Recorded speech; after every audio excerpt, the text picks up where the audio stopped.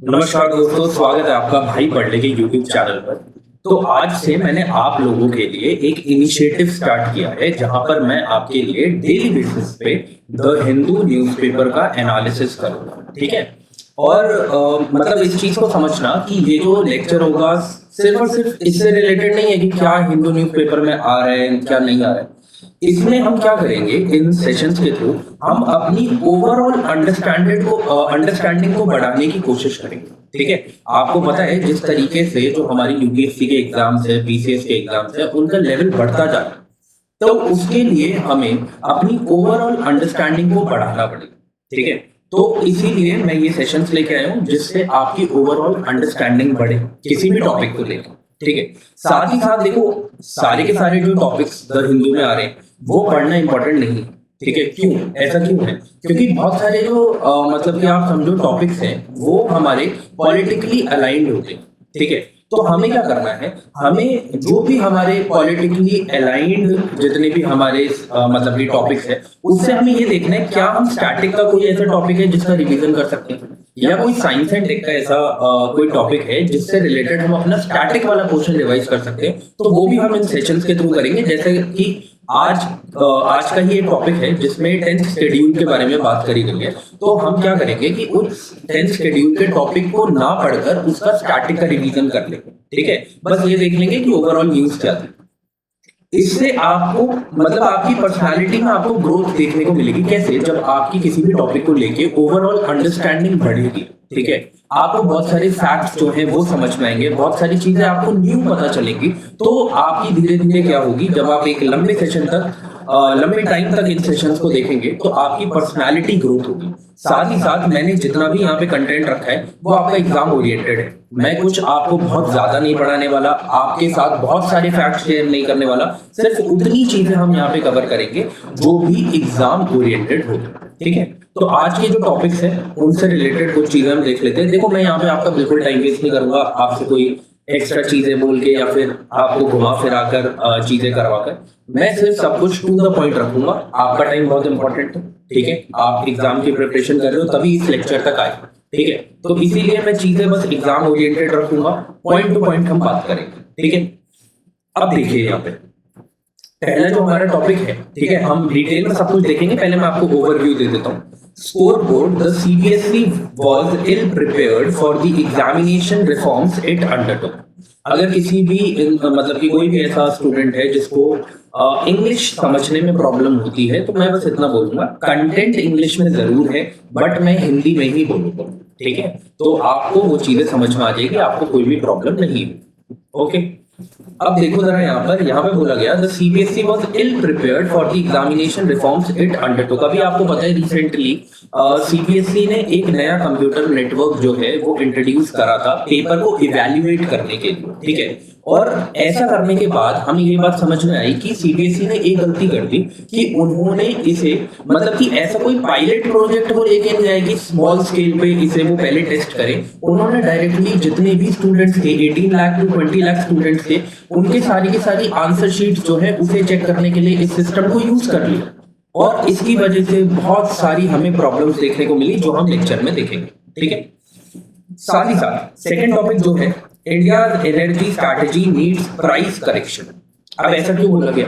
देखो क्या है कि ईरान इजराइल यूएस का कॉन्फ्लिक्ट चल रहा है, उसके चलते स्ट्रेट ऑफ हॉर्मुज कभी खुल जाता है और ज्यादातर टाइम बंद रहता है। इसकी वजह से क्या हुआ है, इसकी वजह से हमें जो हमारे प्राइसेस हैं ऑयल के, ठीक है, उनमें हमें कभी बहुत मतलब कि टाइम टू टाइम इंक्रीज देखने को मिला। ठीक है। तो उससे रिलेटेड ही ये आर्टिकल है, बट इसमें इंडिया से रिलेटेड क्यों स्ट्रेट ऑफ हॉर्मुज इंपॉर्टेंट है इंडिया के लिए वो भी मैंने यहाँ पे डिस्कस किया है। ठीक है। वो थोड़ा सा न्यूज़पेपर से अलग है बट आपके लिए वो चीजें समझना बहुत इंपॉर्टेंट है, तभी आप इस टॉपिक को समझ पाओगे। ठीक है। मैं कोई भी टॉपिक आपको समझा के आगे बढ़ जाऊं उसका कोई फायदा नहीं है जब तक आपको उसके बेसिक्स ना पता हो। तो मैं यहाँ पे बेसिक्स भी क्लियर करूंगा। ठीक है। फिर NCDs मतलब कि non communicable diseases accounted for 60% of all deaths in 2022-2024। तो यहाँ पे क्या किया गया है कि यहाँ पर ना 2015 से 17 के डेटा को 2022 से 24 के डेटा से कंपेयर किया गया और उससे रिलेटेड ये आर्टिकल है। ठीक है, तो हम इसे भी कवर करेंगे। ठीक है, उसमें मैं आपको बताऊंगा कि ये क्या है पूरा का पूरा आर्टिकल।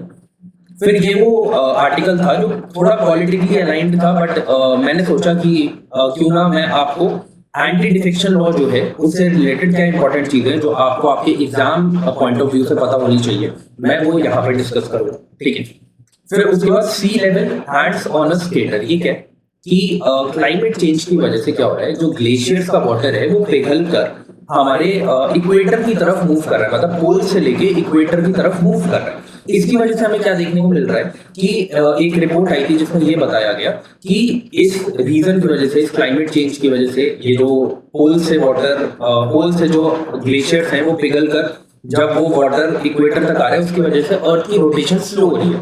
तो ये कैसे हो रहा है इसके बारे में हम डिस्कशन करेंगे। ठीक है, तो आप क्या करते हैं, पहले टॉपिक की तरफ चलते हैं। Score board. India's education system faces severe stress due to major testing failure। ठीक है, ये हमारी पहली लाइन थी जिसमें पूरा का पूरा इन्होंने आर्टिकल समझा दिया। ठीक है, मतलब कि एक लाइन में इन्होंने बता दिया हम यहाँ पे क्या बात करने वाले। ठीक है, तो अब मैं थोड़ा सा आपको एक्सप्लेन करता हूँ।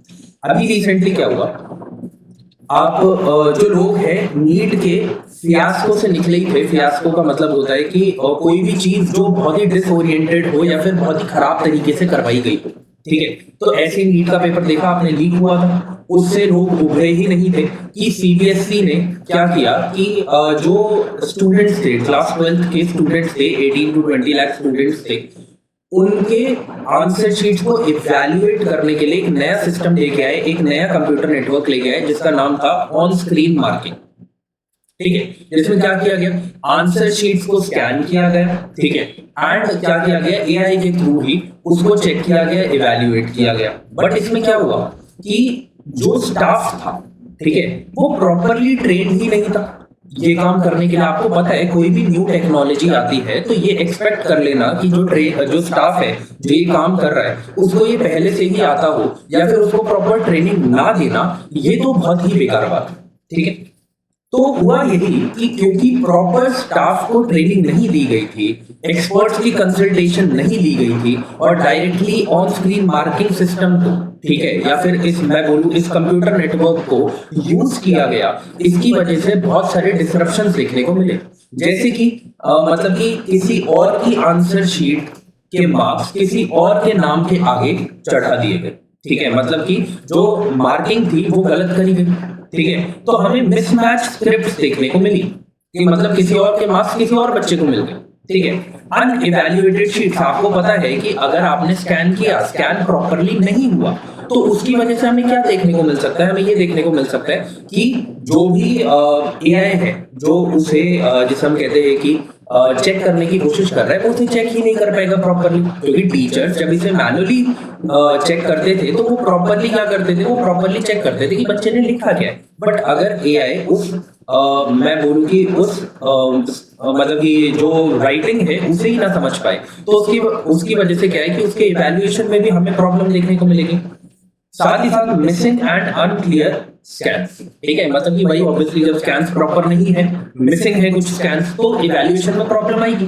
तो ये हमें देखने को मिला, और क्योंकि ये पूरा का पूरा सिस्टम कहीं पर भी पहले छोटे स्केल पे नहीं किया गया था और डायरेक्टली एक बड़े स्केल पे किया गया, इस वजह से हमें क्या देखने को मिली, इतनी सारी प्रॉब्लम्स देखने को मिली। अब सीबीएसई ने ये बोल दिया कि जो री इवैल्यूएशन की फीस है हम क्या करेंगे कि उससे पहले कम करेंगे, एंड अगर कहीं पर भी ये देखने को मिलता है कि प्रॉब्लम इस ऑन स्क्रीन मार्किंग की वजह से हुई है एंड बच्चे को प्रॉब्लम हुई है, तो उनकी फीस को हम लौटा भी देंगे, जो री इवैल्यूएशन फीस है। ठीक है, but the question is this कि क्या सिर्फ और सिर्फ फीस मैटर करती है, या फिर एक स्टूडेंट का टाइम, मेंटल पीस, जिस प्रेशर से वो गुजरता है वो भी मैटर करता है या नहीं करता। ठीक है, तो सिर्फ फीस लौटा देना क्या मतलब कि एक राइट सॉल्यूशन है या नहीं। ठीक है, ये क्वेश्चन है।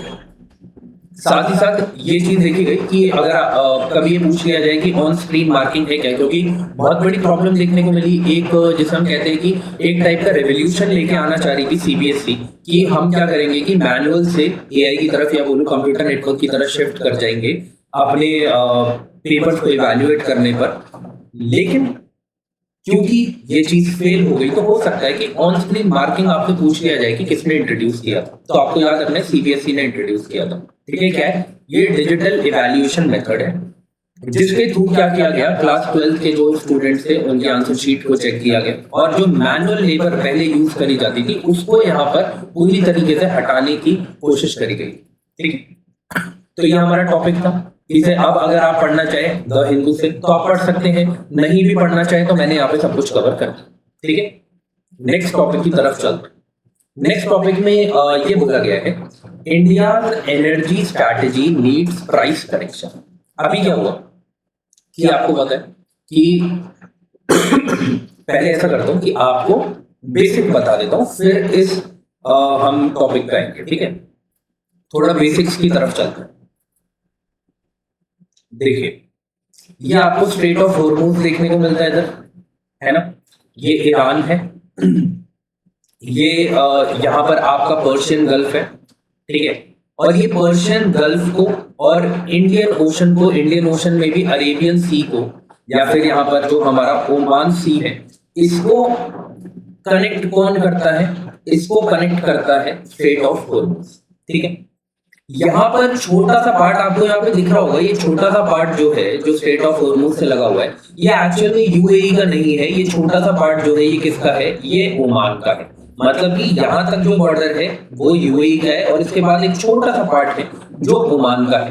तो ओमान और ईरान के बीच में आपको ये स्ट्रेट ऑफ हॉर्मूज देखने को मिलता है। ठीक है, अब ये स्ट्रेट ऑफ हॉर्मूज वर्ल्ड के लिए क्यों इंपॉर्टेंट है, ग्लोबल लेवल पे क्यों इंपॉर्टेंट है और इंडिया के लिए क्यों इंपॉर्टेंट है, ये देख लेते हैं। उसके बाद हम आर्टिकल पे चलेंगे। ठीक है, देखो यहाँ पर सबसे पहले आपको समझना पड़ेगा कि अगर हम वर्ल्ड लेवल पे बात करें तो पेट्रोलियम कंजम्पशन जो हमें ग्लोबल लेवल पे देखने को मिलता है उसका 20 to 25% इसी स्ट्रेट ऑफ हॉर्मूज से होकर गुजरता है। और वहीं पर अगर हम एलएनजी की बात करें तो 30% जो ट्रेड होता है वो इसी स्ट्रेट ऑफ हॉर्मूज के थ्रू होता है।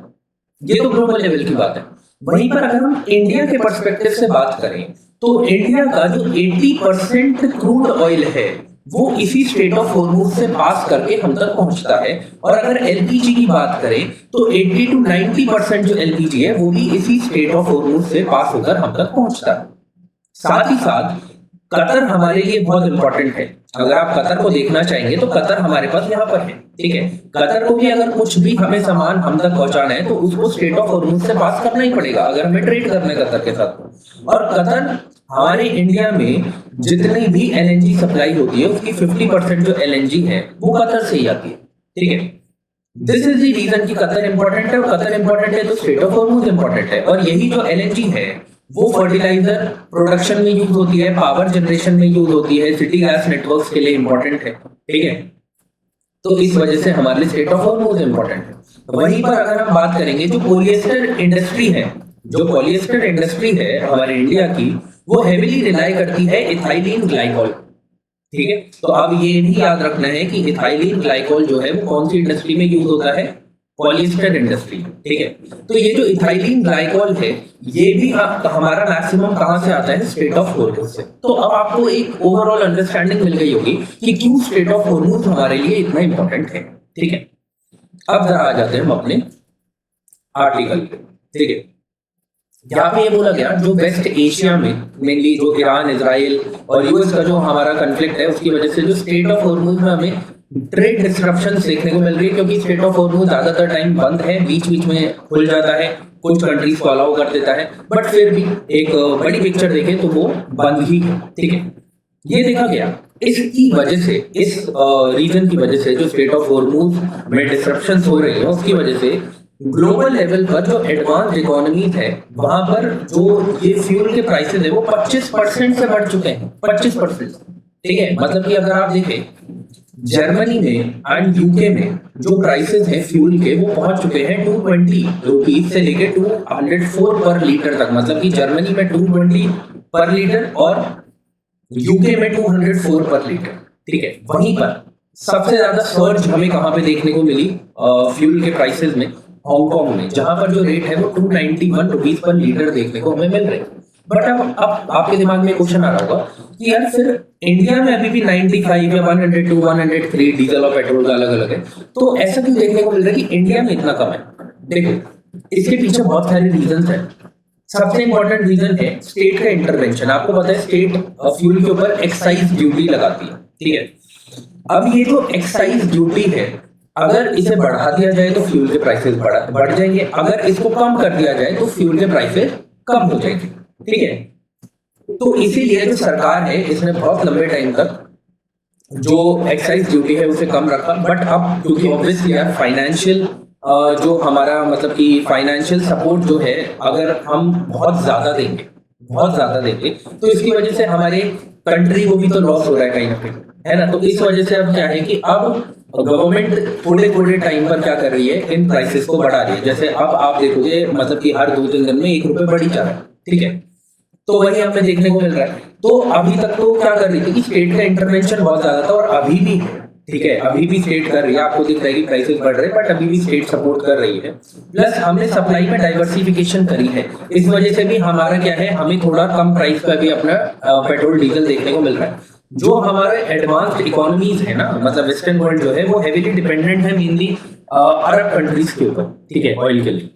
वहीं पर हमने क्या किया है, हमने अपने जो मतलब कि सप्लाई की मतलब ये जो हमारी सप्लाई है उसे डाइवर्सिफाई किया है। हम गल्फ से मूव करे हैं रशिया की तरफ, यूएस की तरफ, वेस्ट अफ्रीका की तरफ, एटलांटिक बेसिन की तरफ, और इस वजह से भी ये जो हमारा प्राइसेस हैं फ्यूल के वो कम बढ़े हैं, क्योंकि हमने अपने सप्लाई सोर्सेज को डाइवर्सिफाई किया है, ठीक है। और सिर्फ गल्फ से ही हम इंपोर्ट नहीं कर रहे, ओके।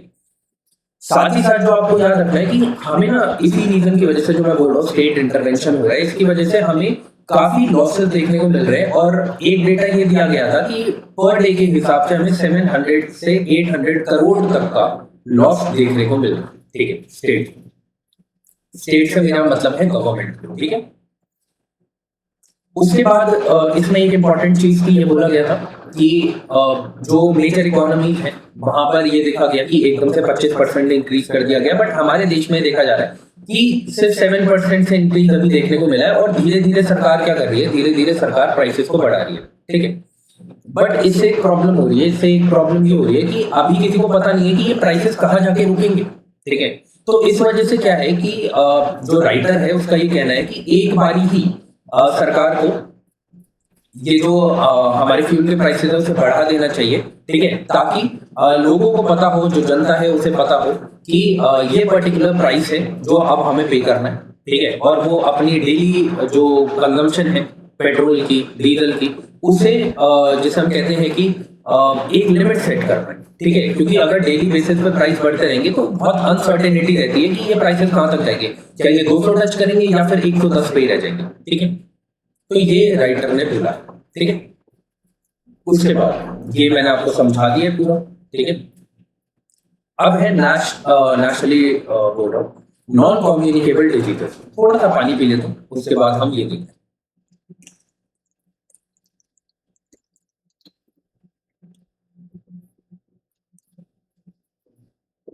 ओके, अब देखो जरा, यहां पर ये बोला गया जो नॉन कम्युनिकेबल डिजीजेस है वो मेजर कॉज बन चुके हैं ओवरऑल डेथ की 22 से लेके 2024 तक, ठीक है। बोला गया कि जितनी भी डेथ हो रही है उनमें से जो 60% डेथ है वो नॉन कम्युनिकेबल डिजीजेस की वजह से हो रही है। नॉन कम्युनिकेबल डिजीजेस का मतलब क्या होता है, जैसे कैंसर हो गया, ठीक है, जैसे डायबिटीज हो गई, हार्ट रिलेटेड प्रॉब्लम्स हो गई, कार्डियोवैस्कुलर डिजीजेस हो गए, ये सारे नॉन कम्युनिकेबल डिजीजेस में आते हैं। जो क्रॉनिक डिजीजेस होते हैं लंबे टाइम तक देखने को मिलते हैं, ठीक है, लंबे टाइम तक बॉडी में रहते हैं। अब एक रिपोर्ट आई, sample registration system statistical report 2024, ठीक है, ये एक रिपोर्ट आई। इसमें ये बोला गया जो नॉन कम्युनिकेबल डिजीजेस है वो लीडिंग कॉज बन चुके हैं मोर्टेलिटी के, मोर्टेलिटी मींस की डेथ के, ठीक है। और वही डेटा दिया गया जैसे हमने स्टार्टिंग में देखा, 60% जो डेथ हो रही है वो नॉन कम्युनिकेबल डिजीजेस की वजह से हो रही है। वही मैंने आपको बताया था कि 2015 से 17 के डेटा से 2022 से 2024 के डेटा को कंपेयर कर रहे हैं। तो उसमें ये बोला गया कि 7.3% का हमें इंक्रीज देखने को मिला है, मतलब ये नॉन कम्युनिकेबल डिजीजेस से जो डेथ हो रही है उन, ठीक है। ये बोला गया कि ये जो नॉन कम्युनिकेबल डिजीजेस है इनके अंदर भी आप देखेंगे तो कार्डियोवैस्कुलर डिजीजेस जो है उनसे सबसे ज्यादा हमें डेथ देखने को मिल रही है। और द प्रॉब्लम इज दिस कि जो 30 से 40 तक के एज के लोग हैं उनमें ये कार्डियोवैस्कुलर डिजीज की वजह से जो डेथ देखने को मिल रही है वो सबसे ज्यादा देखने को मिली है। और आप देखो 30 से 40 का मतलब आप एक चीज समझ रहे हो कि हमारी जो लाइफ है वो कितनी ज्यादा मतलब कि आप समझो अनहेल्दी हो चुकी है। ठीक है, आप खुद देखो मतलब कि आप अगर कंपेयर करोगे आज के टाइम पर क्लास 12 के बाद लोग प्रिपरेशन शुरू करते थे। ठीक है, कोई आईआईटी के लिए पढ़ रहा है, कोई नीट के लिए पढ़ रहा है। ठीक है, देन उसके बाद मान लो कि कोई ग्रेजुएशन कर लेता है, उसके बाद फिर आपको पता है आप भी पढ़ रहे हैं, है ना, NDA, CDS, civil services exam, state PCS, इसके आप खुद सोचना, आप अपनी लाइफ से मतलब की चीजों को कंपेयर करना, तो आप कितनी एक्सरसाइज करते हैं एक दिन में? ठीक है, या फिर एक हफ्ते में आप कितने दिन देते हैं एक्सरसाइज के? ठीक है, क्या आप 1 घंटा भी डेली दे पा रहे हैं या 40 to 45 मिनट्स भी दे पा रहे हैं? बहुत सारे लोग देते होंगे पर 90% लोग जो है वो नहीं दे पा रहे। ठीक है, एंड इसी स्ट्रेस के बढ़ने की वजह से हमारी लाइफ में एक्सरसाइज हमारी लाइफ से दूर जाने की वजह से ये cardiovascular diseases 30s and 40s में बहुत ज्यादा देखने को मिल रहे हैं लोगों में, और इसकी वजह से डेथ भी देखने को मिल रही है। So the question is this कि क्या आप एक अच्छे करियर के साथ एक अनहेल्दी लाइफ जीना चाहते हैं कि या फिर एक अच्छे करियर के साथ एक हेल्दी लाइफ जीना चाहते हैं? अगर आप सेकंड ऑप्शन चूज करते हैं तो आपको अपनी लाइफ में एक्सरसाइज को इंट्रोड्यूस करना पड़ेगा, आपको एक्सरसाइज करनी पड़ेगी। ठीक है, अब देखिए जरा, क्योंकि देखो कि अगर ऐसा हो रहा है कि इतनी ज्यादा डेथ 30-40 में हो रही है तो ये इंडिया की जो वर्कफोर्स है, ठीक है, इस पर भी इफेक्ट कर रही है। ठीक है, अगर इतनी ज्यादा डेथ 30-40 में हो रही है तो हमारे देश की वर्कफोर्स भी तो कम हो रही है ना। उसके बाद ये बोला गया, इस डेटा को कंपेयर किया गया मेन और विमेन में और रूरल एरियाज में और अर्बन एरियाज में। ठीक है, पहले देखो रूरल एरियाज में डेथ नॉन कम्युनिकेबल डिजीजेस की वजह से थोड़ा कम देखने को मिलती थी, बट अब ये बोला गया है कि अर्बन एंड रूरल को कंपेयर करोगे तो अर्बन में ऑब्वियसली ज्यादा डेथ जो है नॉन कम्युनिकेबल डिजीजेस की वजह से होती है, बट अब रूरल एरियाज में, रूरल रीजन्स में भी हमें इस डेथ का जो रेशियो है वो बढ़ता हुआ दिख रहा है। ठीक है, तो यही बोला गया अगर 100 लोगों की डेथ होती है तो 64 लोग जो है अर्बन एरियाज में नॉन कम्युनिकेबल डिजीजेस की वजह से उनकी डेथ होती है। रूरल रीजन में देखिए अगर 100 लोगों की डेथ हो रही है तो उसमें से 58% मतलब मोर देन 50% लोगों की जो डेथ होती है वो नॉन कम्युनिकेबल डिजीजेस की वजह से होती है। तो वहीं पर अगर कंपेयर करेंगे मेन एंड विमेन के डेटा, तो मेन, ज्यादातर मेन जो है वो इसका शिकार होते हैं नॉन कम्युनिकेबल डिजीजेस का, विमेन मेन से कम इसका शिकार होती है। ठीक है, ज्यादा डिफरेंस नहीं है बट डिफरेंस है।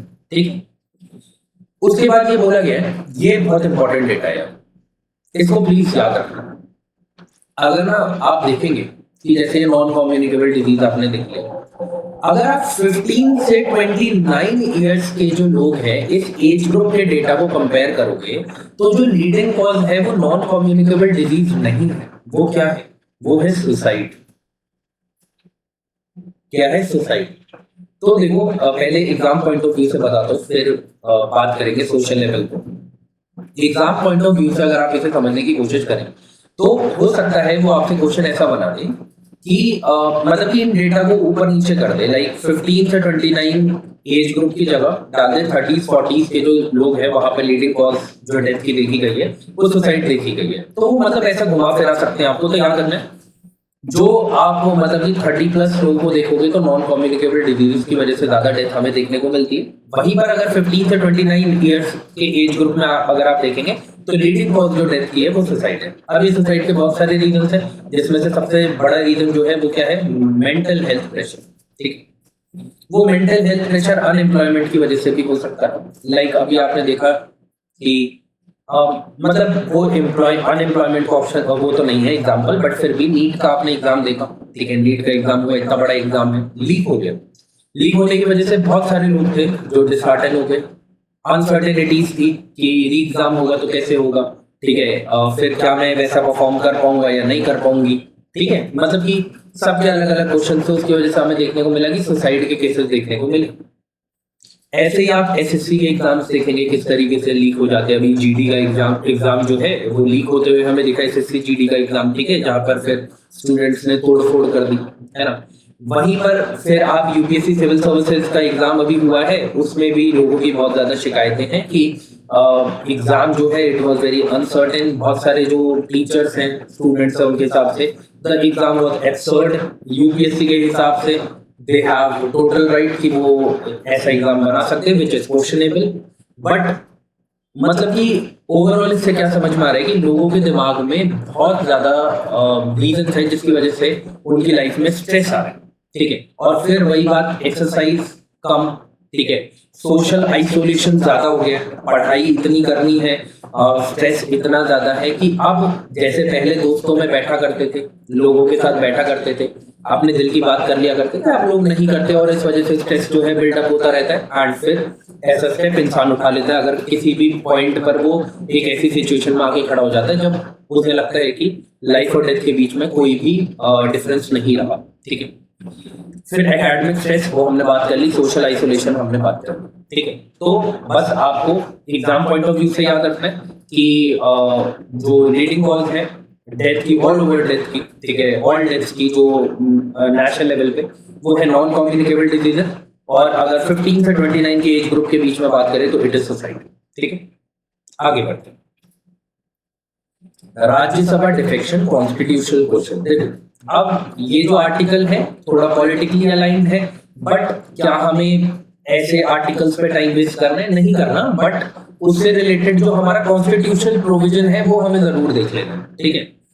जैसे आप ये बात करा गया, जो राइटर है उसने ये बोला कि अप्रैल 24, 2026 में 10 सिटिंग मेंबर्स जो थे पार्लियामेंट के वो शिफ्ट कर जाते हैं 7 आउट ऑफ 10 जो सिटिंग मेंबर्स थे पार्लियामेंट के वो शिफ्ट कर जाते हैं बीजेपी पर, ठीक है।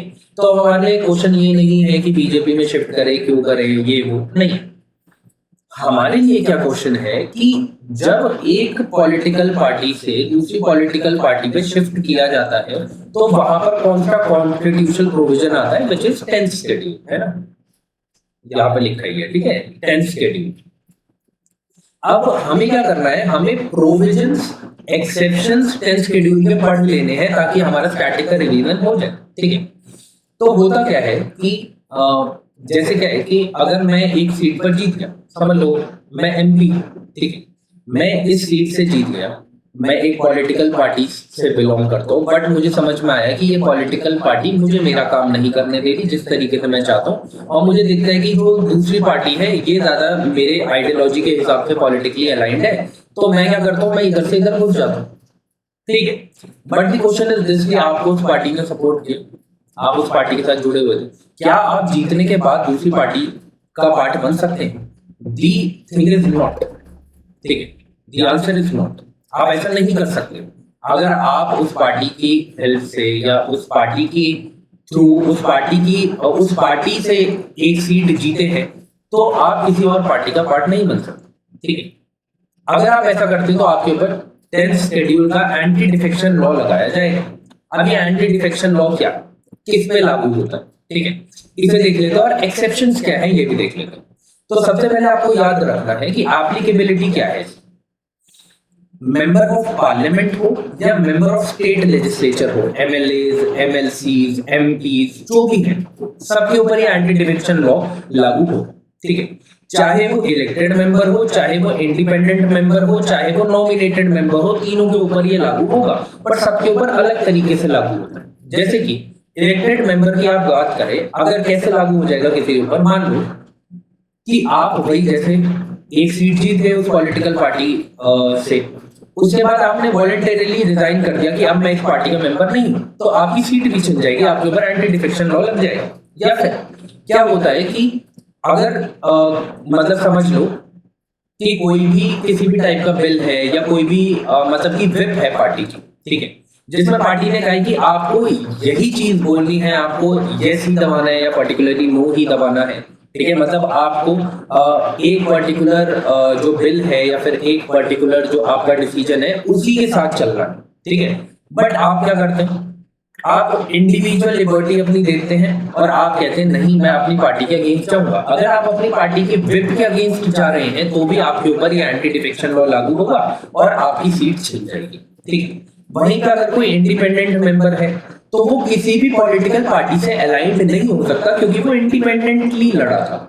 वहीं पर अगर कोई नॉमिनेटेड मेंबर है तो उसको 6 महीने दिए जाते हैं कि आपके पास 6 मंथ्स है, अगर आप किसी पार्टी का पार्ट बनना चाहते हैं तो आप उस पार्टी के साथ जा सकते हैं, आप उस पार्टी का पार्ट बन सकते हैं। बट आफ्टर 6 मंथ्स अगर आप किसी भी पार्टी का मेंबर बनेंगे, किसी भी पॉलिटिकल पार्टी को ज्वाइन करेंगे, तो फिर आपके ऊपर भी एंटी डिफेक्शन लॉ लगेगा।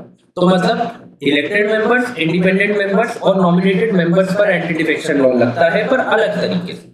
ठीक है, अब देखिए जरा, क्या कोई एक्सेप्शंस भी हैं? बिल्कुल एक्सेप्शंस भी हैं। एक्सेप्शंस क्यों नहीं होंगे? ठीक है, इसके एक्सेप्शंस क्या है कि सबसे पहले मर्जर, अगर पहले ऐसा नहीं था, ठीक है, बट अब ऐसा हो गया कि अगर एक पर्टिकुलर पार्टी, ठीक है, मान लो कोई भी पर्टिकुलर पार्टी है एंड मान लेते कि उस पार्टी में 100 एमपीज हैं, ठीक है, अगर उन 100 एमपीज में से 66 या फिर मैं बोलूं डायरेक्टली 67 मेंबर्स ये कहते हैं कि नहीं, अब तो हम दूसरी पॉलिटिकल पार्टी का पार्ट बनना चाहते हैं।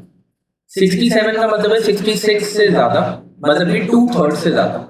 मतलब कि कोई भी अगर पार्टी है उसके 2/3 से ज्यादा मेंबर बोलते हैं कि हम किसी और पॉलिटिकल पार्टी का पार्ट बनना चाह रहे हैं, तो उस केस में वहां पे एंटी डिफेक्शन लॉ नहीं लगेगा। उस केस में वहां पे एंटी डिफेक्शन लॉ नहीं लगेगा। क्यों नहीं लगेगा? क्योंकि 2/3 ऑफ दी पार्टी मेंबर्स जो हैं वो ये कह रहे हैं कि हमें इस पार्टी का पार्ट अब नहीं रहे। ठीक है, तो इस केस में एंटी डिफेक्शन लॉ नहीं लगेगा। प्रिसाइडिंग ऑफिसर के साथ भी ऐसा होता है। बिल्कुल, देखो क्या है कि प्रिसाइडिंग ऑफिसर के पास ये वॉलंटरी डिसीजन है कि अगर वो as a speaker, presiding officer कौन होते हैं? लोकसभा में स्पीकर, राज्यसभा में चेयरमैन। ठीक है, तो अगर स्पीकर या चेयरमैन ऑब्वियसली किसी न किसी पार्टी से तो बिलोंग करेंगे, पर उनके पास एक वॉलंटरी डिसीजन होता है कि अगर वो स्पीकर की पोस्ट पे बैठे हैं या चेयरमैन की पोस्ट पे बैठे हैं तो वो अपनी पॉलिटिकल पार्टी को छोड़ सकते हैं। वॉलंटरी है, मैंडेटरी नहीं है। मतलब वो अगर नहीं चाहते कि वो चाहते हैं कि मैं नहीं इस पॉलिटिकल पार्टी का पार्ट बना रहूं और फिर भी मैं स्पीकर या चेयरमैन रहूं, तो वो ऐसा कर सकते हैं। तो ये वॉलंटरी डिसीजन है उनका। उस केस में उनके ऊपर एंटी डिफेक्शन लॉ नहीं लगेगा।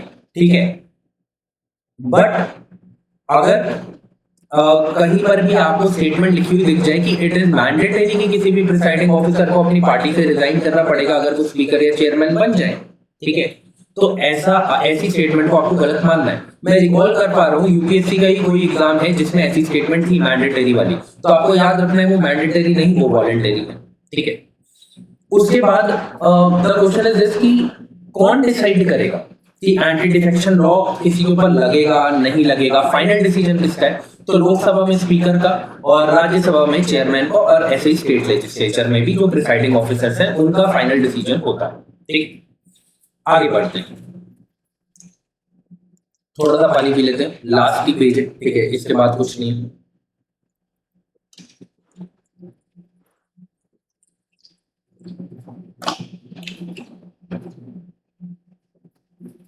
ओके, तो अब जैसा मैंने आपको बताया था कि एक ना रिपोर्ट आई, ठीक है, JGR सॉलिड अर्थ रिपोर्ट।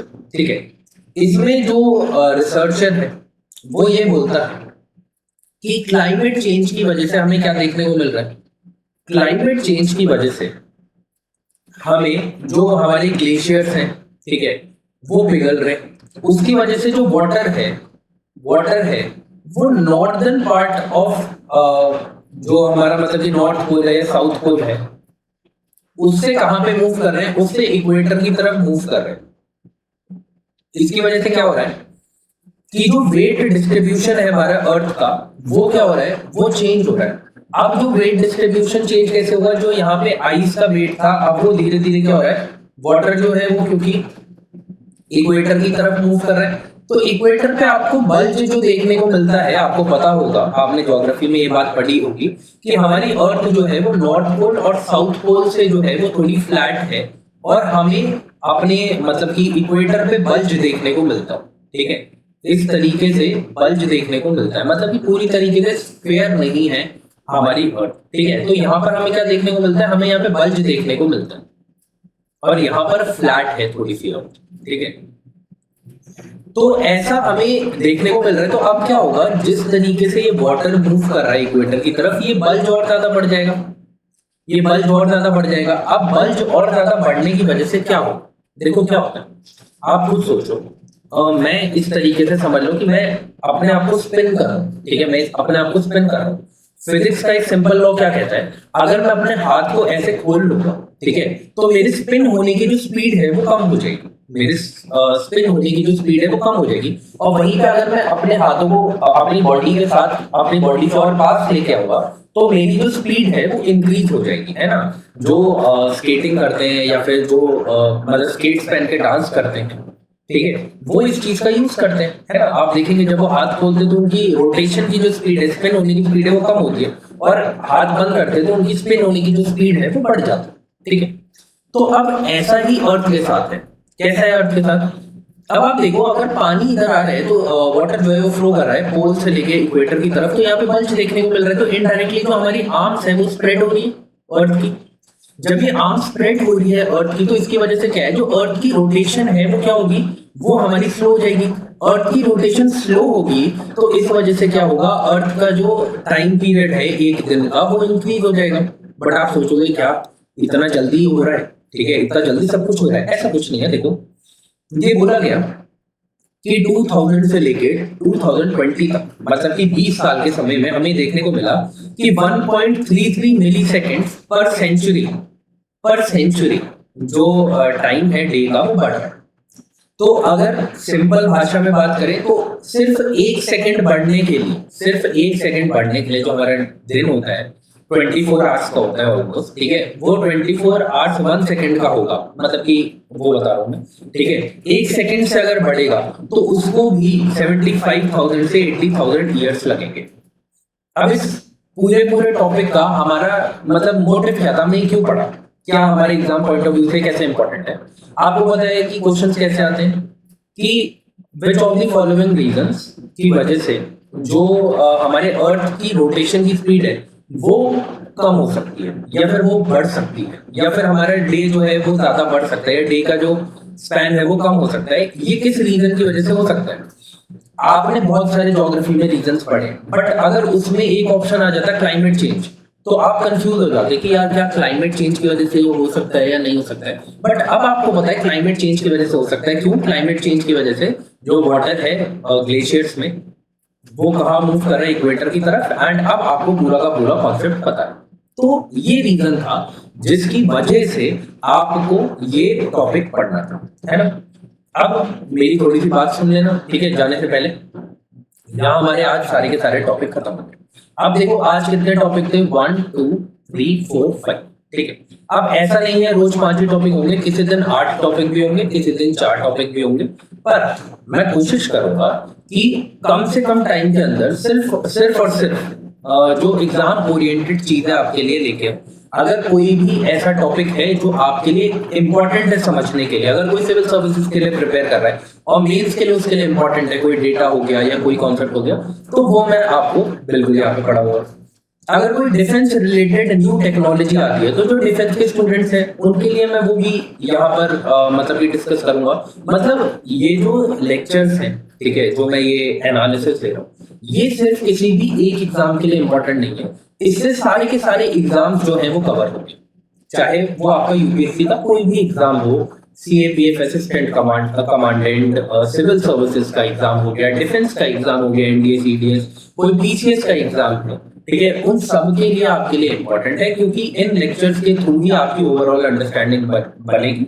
और जिस तरीके से आप देख रहे हो एग्जाम के पैटर्न्स चेंज हो रहे हैं, जो एग्जामिनर है वो कोशिश कर रहा है कि स्टूडेंट्स हम बोले जो एक ओवरऑल अंडरस्टैंडिंग रखते हैं, जो मतलब कि एक होलिस्टिक अप्रोच के साथ अपनी एग्जाम के लिए प्रिपेयर कर रहे हैं, ठीक है, उनको उनके लिए वो पेपर बनाए, ठीक है, उस तरीके से पेपर बनाए। तो इस वजह से ये सेशंस आपके लिए इंपॉर्टेंट है, ठीक।